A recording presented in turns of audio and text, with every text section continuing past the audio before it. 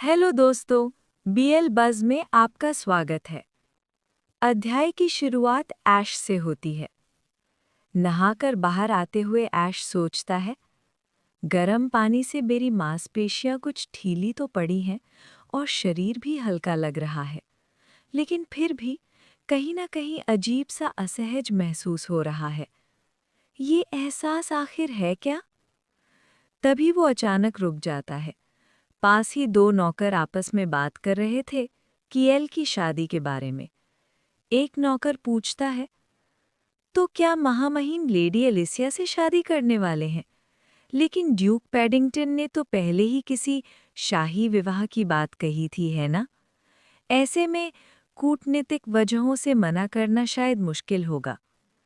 दूसरा नौकर जवाब देता है, वो पहले ही एक बार इनकार कर चुके हैं, दूसरी बार ठुकराना शायद कुछ ज्यादा ही हो जाएगा।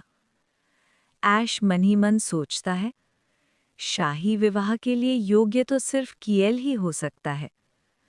पहला नौकर फिर कहता है, अचानक मुझे महामहिम के लिए बुरा लगने लगा है।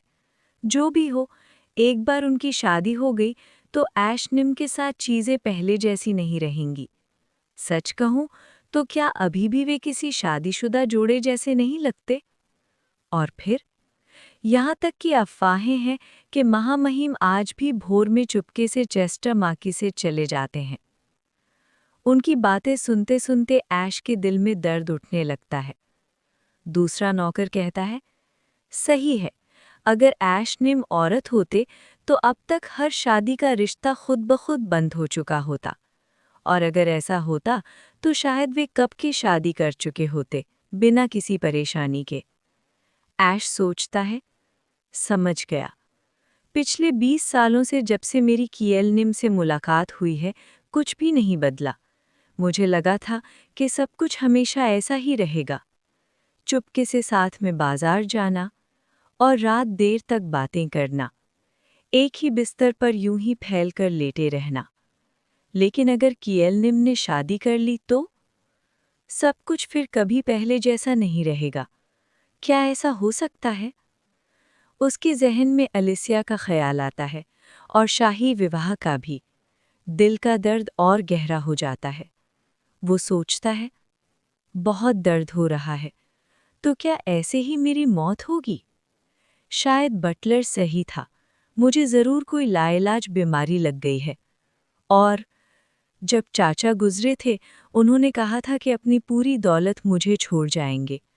शायद बेहतर होगा कि मैं वो सब अपने भतीजों और भतीजियों के नाम कर दूं।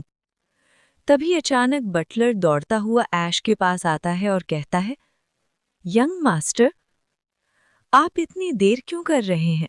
महामहिम काफी देर से आपका इंतजार कर रहे हैं। ऐश जवाब देता है, ओह, और मन ही मन सोचता है, अब दर्द नहीं हो रहा, क्या ये अचानक हुआ था? बटलर पूछता है, और ये क्या हाल बना रखा है आपने?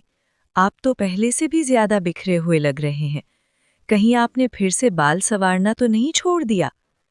ऐश कहता है, अभी सूखे नहीं हैं।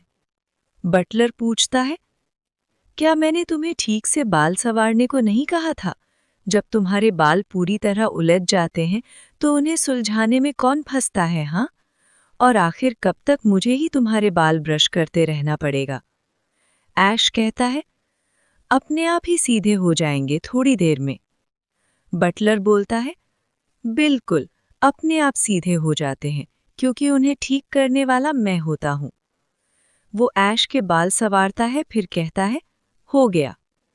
और फिर, अब जा सकते हो। महामहिम काफी देर से इंतजार कर रहे हैं। उनका मूड कुछ खास अच्छा नहीं है, तो जरा उन्हें खुश करने की कोशिश करना, ठीक है? ऐश पूछता है, क्या महामहिम का कभी मूड खराब भी होता है? बटलर कहता है, बिल्कुल होता है, और वो भी ड्यूक पैडिंगटन की वजह से। शादी को हथियार की तरह इस्तेमाल करना कितना घटिया तरीका है। शादी का जिक्र सुनते ही ऐश के दिल में फिर से दर्द उठता है। बटलर पूछता है, क्या हुआ? फिर से तबीयत ठीक नहीं लग रही? कहाँ दर्द हो रहा है? ऐश अपने सीने पर हाथ रखकर कहता है, यहाँ चुभन सी हो रही है और भारी सा लग रहा है। बटलर पूछता है, कहीं फिर से पेट खराब तो नहीं, जैसे पहले हुआ था? ऐश जवाब देता है, थोड़ा वैसा ही है, लेकिन ये बदहज़मी जैसा नहीं लग रहा। ये पेट नहीं है, या फिर मुझे लगता है ये दिल की बीमारी है। बटलर कहता है, ऐसा हो ही नहीं सकता। जो यंग मास्टर बिना रुके ट्रेनिंग ग्राउंड के 10 चक्कर लगा सकता है, उसे दिल की कोई समस्या कैसे हो सकती है? ऐश पूछता है, तो फिर इतना ज़्यादा दर्द क्यों हो रहा है? बटलर उसे खींचते हुए कहता है, मैंने कहा ना, ये सिर्फ बदहज़मी है। और पाचन की दवा लो और महामहिम के साथ जाकर खाना खाओ। ऐश पूछता है, अगर बदहज़मी है तो क्या मैं खा सकता हूँ? बटलर जवाब देता है, जल्द ही हजम हो जाएगा। तुम कोई साधारण इंसान थोड़े ही हो, है ना? अब जाओ। ऐश मन ही मन सोचता है, ठीक है, पहले केएल निम से मिल लेता हूँ, शायद बाकी सबके बारे में बाद में सोचूंगा। ऐश मुस्कुराते हुए दरवाज़ा खोलता है और पूछता है, क्या आप काफ़ी देर से इंतज़ार कर रहे थे? केएल उसे गले लगा लेता है और कहता है, नहीं, बस थोड़ी देर। नहाना अच्छा रहा? और मन ही मन सोचता है, एकदम ताज़ा ताज़ा स्टीम्ड बन जैसा लग रहा है। ऐश जवाब देता है, हाँ, गर्म पानी से सच में मांसपेशियां ढीली पड़ गईं। ओह, बटलर किताबें पहले ही ले आया है। केल पूछता है, तुमने उससे कहा था? ऐश कहता है, हाँ। केल सोचता है, ये तो वही ग्रंथ हैं जो सिर्फ मंदिर के उच्च स्तरीय पुजारी इस्तेमाल करते हैं। 5 साल की उम्र से प्राचीन ग्रंथ पढ़ने वाले ऐश के लिए ये तो बच्चों की किताबों जैसे होंगे। और फिर भी लोगों की भावनाओं के बारे में उसे ज़रा भी समझ नहीं है। ऐश कहता है, कंपेंडियम ऑफ थियोलॉजी और why they chose the codified law यहाँ नहीं है, बिब्लियोलॉजी भी नहीं है। केल पूछता है, क्या वो किताबें ज़रूरी हैं? ऐश जवाब देता है, हाँ, लेकिन अगर वे शाही पुस्तकालय में नहीं है तो शायद पूरी राजधानी में नहीं होंगी। केल पूछता है, तो फिर वे कहाँ हैं? ऐश कहता है, मेरे चाचा के अध्ययन कक्ष में। केल सोचता है, फ्रिसडेल का उच्च पुजारी। फिर वे पूछता है, याचिका की प्रक्रिया में कितना समय लगेगा? ऐश जवाब देता है, मैं 3 दिनों में आवेदन लिख सकता हूँ, लेकिन उसे सीधे किसी पुजारी को सौंपना होगा और शुरुआती जांच में लगभग 2 दिन लगते हैं। उसके बाद उच्च पुजारी, अन्य पुजारियों और विद्वानों की समीक्षा होती है, जिसमें करीब 10 दिन लगते हैं। अंत में कुल मिलाकर लगभग 2 हफ्ते लगेंगे। केल ये सुनकर चौंक जाता है। 2 हफ्ते? ऐश कहता है, ये सबसे तेज स्थिति है। अगर अतिरिक्त जांच हुई तो लगभग 20 दिन लग सकते हैं और हालात के हिसाब से इसमें सालों भी लग सकते हैं।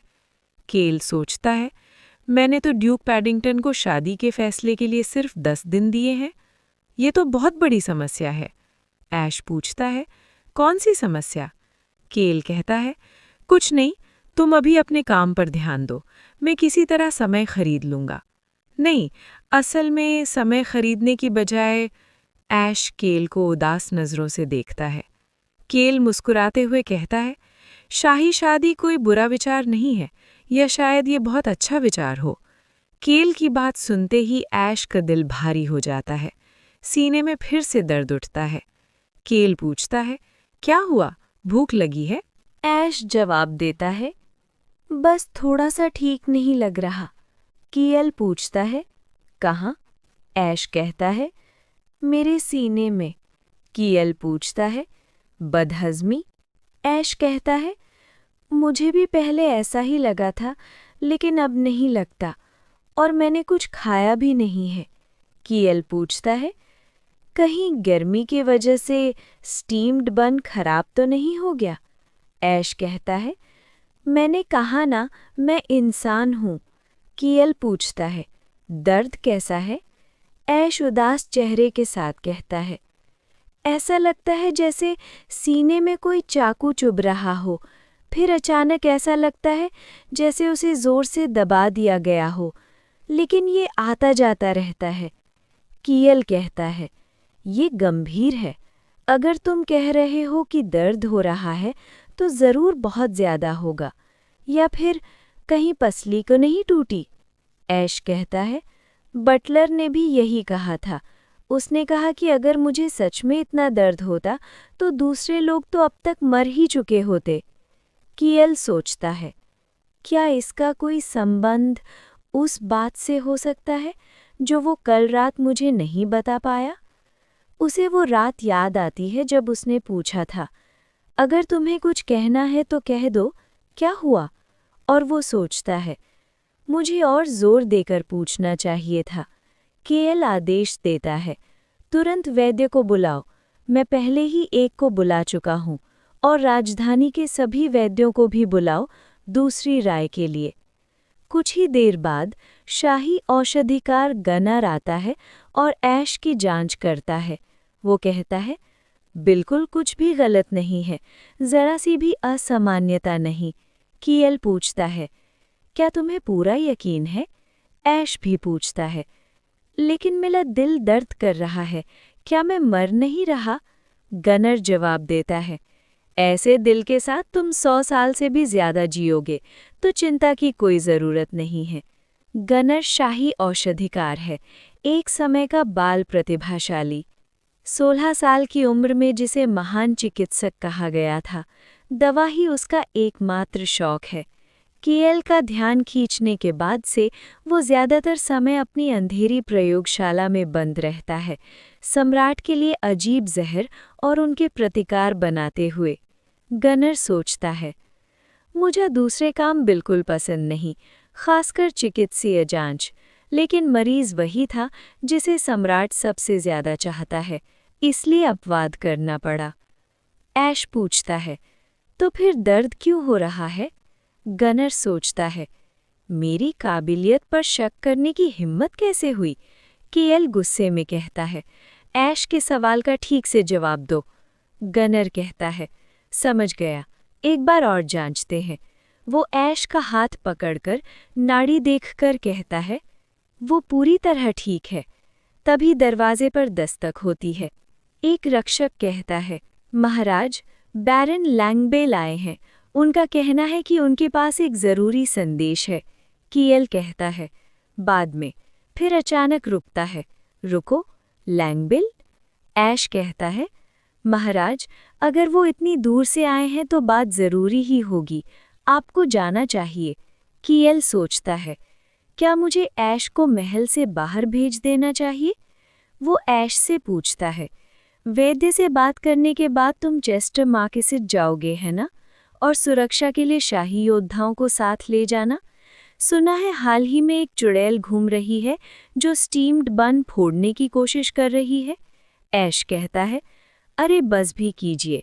कीएल पूछता है, क्या मैंने कभी तुमसे झूठ कहा है? ऐश कहता है, हाँ, बहुत बार। कीएल हंसकर कहता है, ये सच है, लेकिन इस बार सच में। सावधान रहना, कहीं स्टीम्ड बन फूट न जाए। बेचारा गनर इन दोनों की इस प्रेम भरी नोकझोंक को चुपचाप देख रहा था। ऐश कहता है, ठीक है, मैं सावधान रहूंगा। कीएल कहता है, अच्छा लड़का, जैसे ही हवेली पहुंचो एक योद्धा भेजकर मुझे खबर देना, और हवेली के अंदर भी सतर्क रहना, चुड़ैल वहां भी पहुंच सकती है। ऐश जवाब देता है, चिंता मत कीजिए, हवेली सुरक्षित है, खासकर दक्षिणी विंग जहां मैं रहता हूँ। केएल सोचता है, ये सही है। चेस्टर के मार्केसेट ने दक्षिणी विंग के पास मुझे दूर रखने के लिए हर तरह के जाल और फंदे लगा रखे हैं। केएल कहता है, ठीक है, लेकिन ज्यादा जोर मत डालना, 3 दिनों में मिलते हैं। ऐश जवाब देता है, हाँ। केएल कहता है, औषधिकार, जांच पूरी करो। गनर जवाब देता है, जांचने के लिए अब कुछ भी नहीं बचा है। अगर कोई समस्या भी है तो बस यही कि वो ज़रूरत से ज़्यादा स्वस्थ है। फिर भी मैं एक बार और ध्यान से जांच लूँगा। ये कहकर कीएल कमरे से बाहर चला जाता है। ऐश गिर्या जिज्ञासा से गनर से पूछता है, तो फिर दर्द क्यों होता है? गनर पूछता है, ठीक ठीक बताओ, दर्द कैसा होता है? तुमने कहा था कि चुभन सी होती है और जैसे कोई जोर से दबा रहा हो, क्या थोड़ा और साफ बता सकते हो? ऐश कहता है, ये पक्का तब होता है जब मैं अलिसिया और शाही विवाह की बातें सुनता हूँ और यहीं बहुत ज्यादा दर्द होता है। गनर सोचता है, शाही विवाह? कोई शारीरिक समस्या तो नहीं है, तो ये जरूर मानसिक वजह से होगा, लेकिन मुझे कियल को कोई ना कोई जवाब तो देना ही पड़ेगा। अलिसिया और शाही विवाह, वो कौन है और इसका इससे क्या संबंध है? फिर वो ऐश से कहता है, ये शायद एक तरफा प्यार है। ऐश पूछता है, एक तरफा प्यार? यही अध्याय समाप्त होता है। उम्मीद है आपको ये वीडियो पसंद आया होगा एंड थैंक्स फॉर वॉचिंग।